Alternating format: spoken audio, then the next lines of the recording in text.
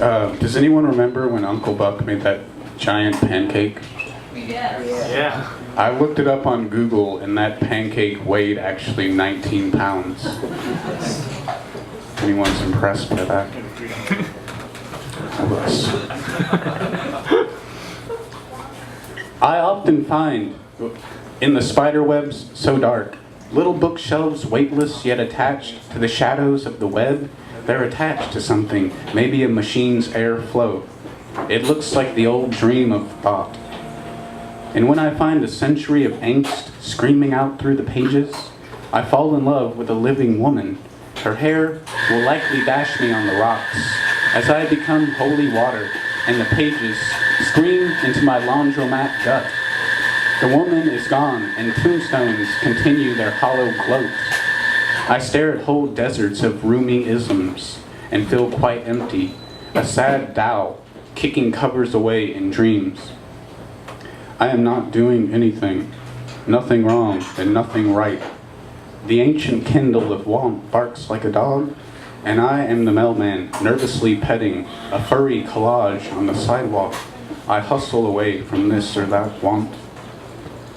Make me a baked potato, do something, anything, write a poem, properly spaced and nonsensical, and here I will dash my own self on the rocks, a self to end all selves, a self to begin all selves, a selfless, selfish page in a book about the self that became a beanstalk, a magical one, and everyone is going to heaven where the rent will still be due, properly spaced, a monolithic poem about breathing powdered glass, this renting of a room of the self. This poem is called Italy, Operatic Roller Coasting. When you let go or let loose of a wild stream of silver mothers that collected into one full-length force to travel through barren landscapes, brown and cracked, the river of silver mothers flows down and down, singing opera, metallic Italy, and I am burnt completely, the foolish wood that grows alone by the silver river where I wait for someone to turn up the radio, for her love to define itself to me, so that all questions become wrinkles on my face and nothing more, places where starry operas are written by a genius son, wearing sunglasses at night because of the silvery moonlit dreams of that river of mothers.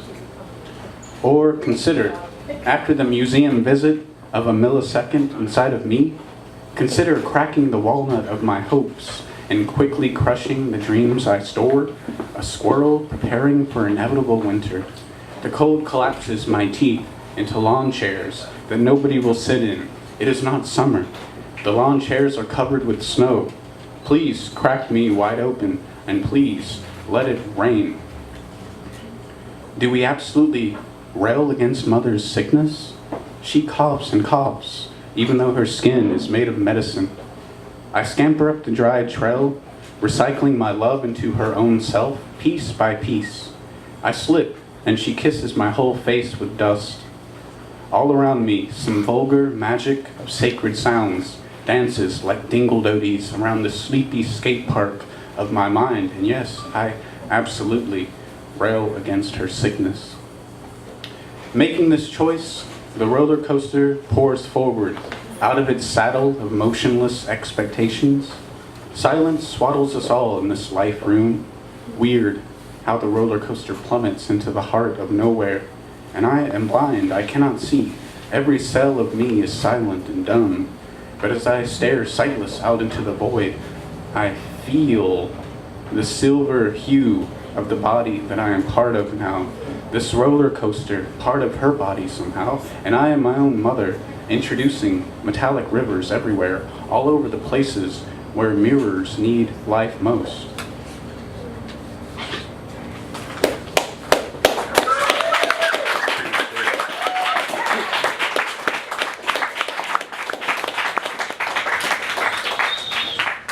Time to quit. Yeah, you want to hear one more? One more, yeah, definitely. Do you guys want to hear like a really depressing, angry one? Yes. That's all I got. This one is called Brain on Drugs. This is the 111th time the monk has died. Watch out for words like order. Puke in the corner. Dragon Queen is over the ghost warrior. And in English, this means you should, of course, fuck yourself in a closet made of ice. King Richard does not care, and every cloud does not care. And the clouds are conditions, and everyone you love is a condition. I remember the 110th time the monk died. It was me, I was the monk, and I flew into a rage, and Berkeley quaked, sort of, but really nobody noticed. The blood that came out of my head, or the crack pipe Oakland fumbles, and I pay homage to my 110th monk. Such a funny little guy, bottled like a paper ship, and I still keep photos of him on the mantle of my broken teeth. The gypsy street calls me, or you could call it the lonely dickhead desert. Whatever you call it, I am home there, and I will pray many empty, burnt-out prayers into the fathomless pathos of the sky, where this or that god malingers, on the navy boat where holiness sings, back to the spoiled sirens, and finally, when the gods don't care anymore, and the sirens are powerless, it will just be a potent sea where nothing happens, the night sky I mean, and our horoscopes will leave us all the hell alone. Thank you, thank you, thank you.